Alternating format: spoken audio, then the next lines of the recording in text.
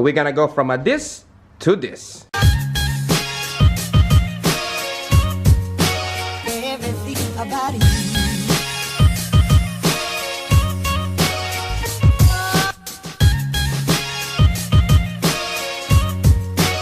Everything about you.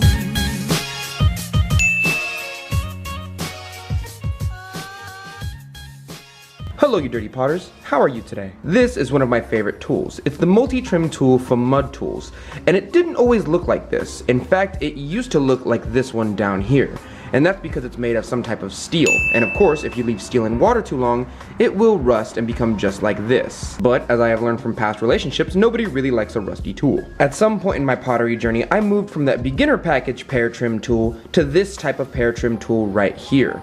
This trim tool is made of the same type of metal this is right here, and it doesn't get dull as fast as that beginner kit pottery trim tool. But after years and years of use, it will start to decline in how sharp the edge is. So today, we're going to go over how to not only sharpen, but how to buff and clean our pottery trim tools. I don't even have the beginner tool to show you anymore. I only have the picture of the beginner kit tool. That's how long ago I ditched that tool. We're going to go from this to this. Keep in mind that the sharpening process we're going to be going through today in this video will also work on the beginner trim tools.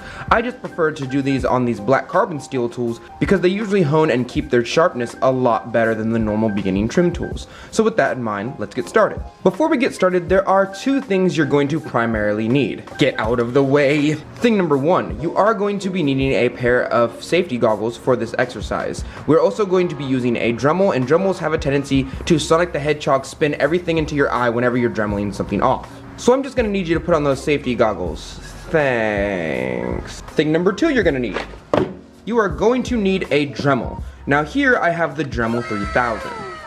Now you yourself do not need a Dremel 3000. Any regular old Dremel will do. But I will say, out of all the Dremels you buy, you are going to need two primary things out of this kit.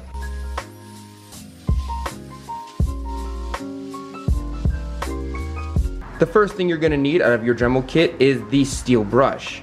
We're primarily going to be using this part right here to get all the nasty rust off of our tool. And if you left this in water like I did overnight, then you're going to want to get all the nasty rust off of this before you actually start sharpening it. The second piece you're going to need is this little cone bit right here. This is the thing that's actually going to be sharpening our tool. After we clean off all the rust, we're essentially going to taking those bladed angles on our trim tools and making them a little bit more sharp, because at the moment they're most likely dull by now. Be careful because these things are really easy to lose. Now that you have your Dremel with your brush bit and your safety glasses on, you put your safety glasses on. We can now start cleaning this tool.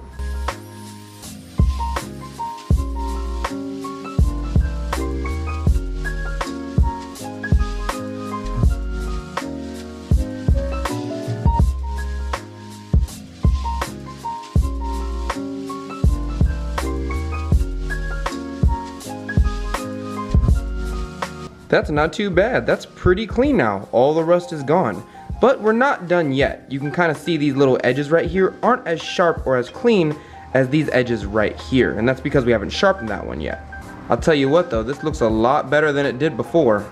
Okay, we're just gonna take this one off now and switch it to the other drill bit. There we go. Potter tip. The way you sharpen your tools with the Dremel is pretty much the same way you sharpen a knife if you've ever done that. You're essentially going to be rubbing whatever you're sharpening your blade with right against the natural curve or the natural blade of where the sharpen point used to be.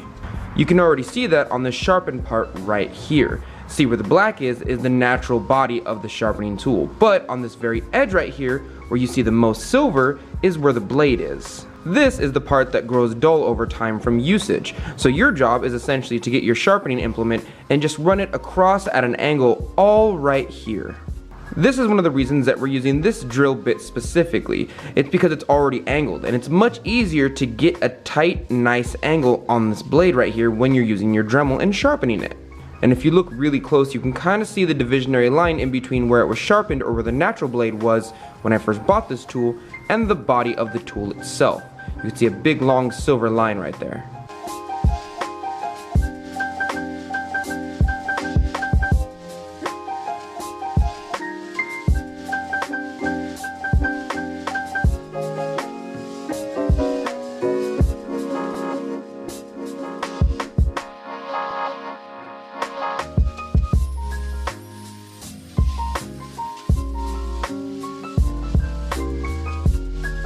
look at that. That is super clean.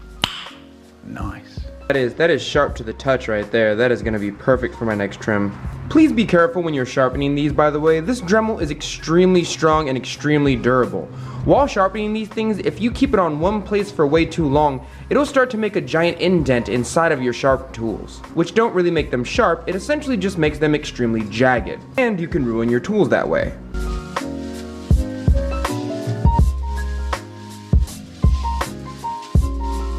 Because this is what happens when you leave it in one place too long. You're essentially just going to make a jagged edge inside of your nice new sharp tools that you just put a bunch of work into.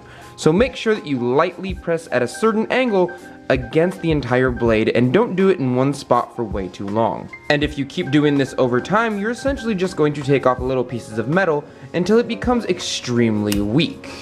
That's right, I broke a pin tool just to teach you a lesson.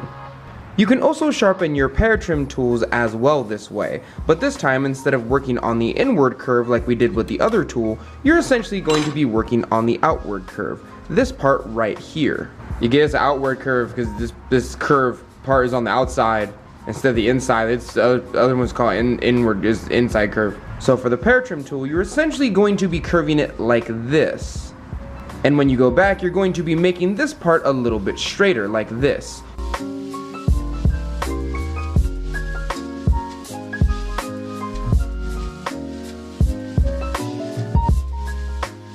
And there you go. Well, thank you, Dirty Potters, for joining me today. I really hope this helps some of you guys sharpen your tools that are old and out of use. I know that when I first started pottery, I bought a ton of these types of beginner tools. And the reason I bought them is because after a couple months, they would essentially lose their edge and I would just have to buy a new one. And there's no real way to sharpen them. So I decided to buy a higher grade of the same tool. And yes, these last a little bit longer, but after about a year, you still have to resharpen them. And sometimes, if you don't know how to sharpen them, you just end up buying tons and tons of these. But now I can essentially just keep resharpening my favorite tools. If you'd like to see any of my artwork, the links are always down below for your beautiful potter eyes to see. Or if you'd like to join the Facebook community, there's tons of artists you could talk to there. I'm sorry, I didn't mean to hit you. And they're always willing to give some really helpful advice. Good luck sharpening your tools, and I will see you, Dirty Potters, next week.